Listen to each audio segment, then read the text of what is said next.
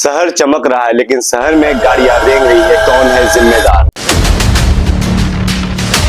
Restaurant में जगह है, हॉस्पिटल में इलाज, तो गाड़ियां कहाँ रखे।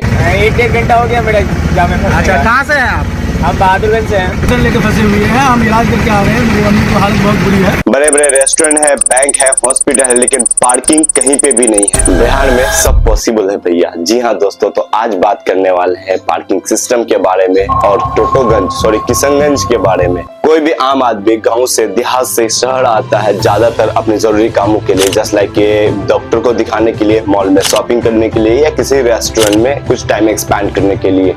लेकिन इन सबों के पास रखने के लिए, गाड़ियों के लिए जगह नहीं है, यानी कि खुद का पार्किंग नहीं है। आइए पहला नाम लेते हैं हमारे वी मार्ट और एम बाजार का, जो काफी फेमस मॉल है किशनगंज में। ज्यादातर आदमी इस मॉल को जरूर जानते हैं, लेकिन आप लोगों को बताता चलो कि इस मॉल के पास खुद का पार्किंग सिस्टम भी नहीं है, यानी गाड़ियों को पार्क करने के लिए उसके पास खुद की जगह नहीं है। जब जिस मॉल के पास खुद की गाड़ियों को पार्क करने के लिए जगह नहीं है, वो मॉल कैसे चल सकता है। चलिए थोड़ा सा आगे चलते हैं। वो अब सामने आता है हमारे किशनगंज का सबसे बड़ा रेस्टोरेंट, नामी रेस्टोरेंट इंपीरियल बिरयानी, जिसके ऑनर शायद कुछ ज्यादा ही फेमस है। तो आते हैं उनके बारे में। उनके पास भी पार्किंग नहीं है, यानी कि इतना बड़ा रेस्टोरेंट जिनके पास पार्किंग नहीं है। पार्किंग ना होने की वजह से गाड़ियों को साइड पे खड़ा किया जाता है, अलग दूसरे रोडों पे खड़े किए जाते हैं, जिसकी वजह से लोकल दुकानदारों को दिक्कतों का सामना करना पड़ता है और नॉर्मल आदमी जो रोड पे चलते हैं उनको भी दिक्कत का सामना करना पड़ता है, जहां से जाम की एक बड़ी समस्या उत्पन्न होती है। मैं इस चीज के लिए किसी को ब्लेम नहीं कर रहा हूँ, लेकिन इतना जरूर कहना चाहता हूँ कि नगर निगम और हमारे प्रशासन जो किशनगंज के है, उनको इस चीजों पे ध्यान देना चाहिए, क्योंकि जिस रेस्टोरेंट के पास खुद का पार्किंग सिस्टम तक नहीं है, तो आप कैसे परमिशन दे सकते हैं उनको रेस्टोरेंट चलाने का। चलिए हेल्थ सेक्टर के बारे में बात करते हैं, क्योंकि ये भी कुछ पीछे नहीं है।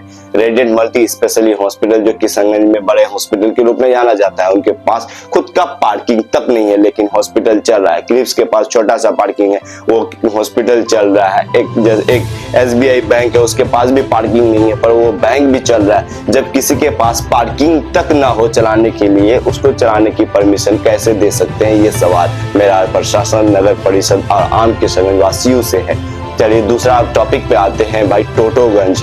यानी कि किशनगंज में इतना टोटो का जाम बढ़ चुका है, माथे में दर्द बढ़ चुका है कि क्या बोला जाए, क्योंकि बच्चे आज टोटो चला रहे हैं, जिसके पास लाइसेंस भी नहीं है वो टोटो चला रहे हैं। और मुझे इससे भी ज्यादा दिक्कत इस बात का है कि उस टोटो पे अब टैक्स वसूले जा रहे हैं। उस टोटो का पर्ची काटा जाता है, यानी कि टेंडर निकलता है, उस टेंडर को भरा जाता है। जो फील करता है, ज्यादा फील करता है, उसका वो टेंडर होता है, तब उससे पर्ची काटा जाता है। कभी इधर पर्ची, कभी रोड पे पर्ची, और टेम्पो पे भी पर्ची काटा जाता है कि ऑटो स्टैंड वाले का भी पर्ची काटा जा रहा है। और यहाँ इतना जाम की समस्या किशनगंज में उत्पन्न हो रही है, लोगों को घंटा फर्क नहीं पड़ रहा है, लेकिन लोग पर्ची काट रहे हैं, टैक्स दे रहे हैं। वो लोग, उनको चाहिए कि और ज्यादा टोटो चले, और ज्यादा ऑटो चले। क्या ऑटो स्टैंड को चेंज करके दूसरे साइड में नहीं कर सकते? जो पश्चिम वाले इतना जाम लगता है, उसका रीजन तो ऑटो स्टैंड भी हो सकता है। लेकिन ऐसी सहूलियत किसी में नहीं है, इस बारे में कोई भी बात नहीं करेंगे, क्योंकि उनको क्या फायदा होगा, क्योंकि जनता के लिए, जनता द्वारा शायद बनाया गया सरकार नहीं है।